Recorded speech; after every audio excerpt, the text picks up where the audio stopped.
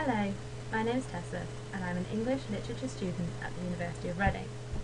This screencast will present an overview of Wilkie Collins' Heart and Science.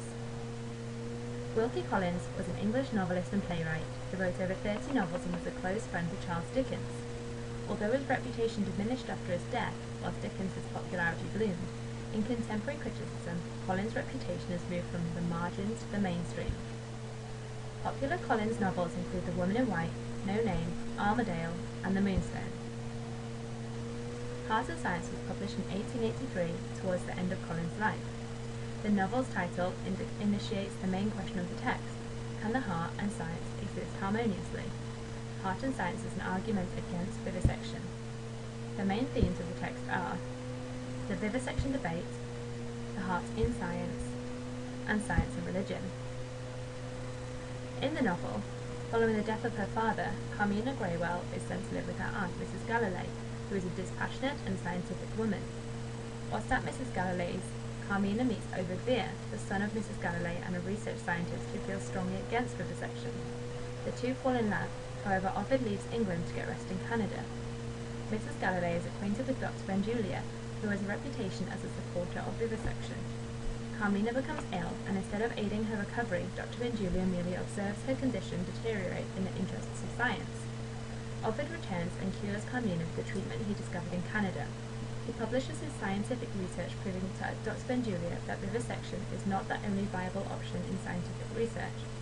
In response, Dr. Benjulia freezes researching animals and commits suicide. A major theme in the book is vivisection. This is the act of cutting or dissecting some part of a living organism, and was a widely debated subject in the 19th century. The fear of vivisection lay in its limits. Anti-vivisectionists argued that experimentation would progress from animals to humans, as depicted by Dr. Benjulia's scientific gazing at both Zoe and Carmina. The male characters in the novel acknowledge the opposing sides of the debate. Ovid Vere is an anti-vivisectionist, similar to Collins, and Dr. Benjulia is pro-vivisection. As shown in the quotation, the tone of the admission made by Dr. Benjulia implies a heroic and admirable act in his vivisection experiment. The doctor's pride in the experimentation has evidently diminished his natural human sensitivity in contrasting with the child simile and lexical set of pain, entreaty, suffering, cries. Dr. Benjulia disregards the animal's pain as a necessary sacrifice to progress science. The heart in science. As already illustrated, vivisection experiments cause Dr. Benjulia to ignore animal suffering. The novel explores whether science induces an emotionless heart in the researcher.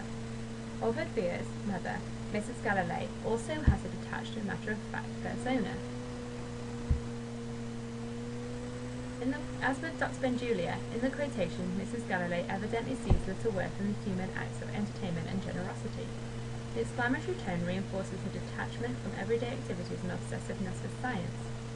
Furthermore, just as Benjulia ignored the suffering of his research animal, Mrs. Galloway ignores those in poverty. Both characters have the ability to prevent both human and animal suffering in the novel, however they exemplify the heartlessness of science by neglecting to do so. However, Ovid Vere and his anti-vivisection research is the suggestion that humanity, emotion, and compassion can work in parallel with science. Science and religion. As the scientific atmosphere of the 19th century rapidly expanded, religion became less influential. Religion, in Heart and Science, however, engages with the vivisection debate. Anti-vivisectionists in the novel, Mrs. Galloway and Dr. Benjulia, dismiss religion, whereas Ovid and Carmina welcome it. In the quotation, Ovid Vere's statement at the beginning of his research exemplifies the importance religion maintains in the 19th century. In opposition to his mother and friend, Ovid Vere's declaration illustrates that vivisection is a sin against God. I hope that you found this screencast helpful, and thank you for watching.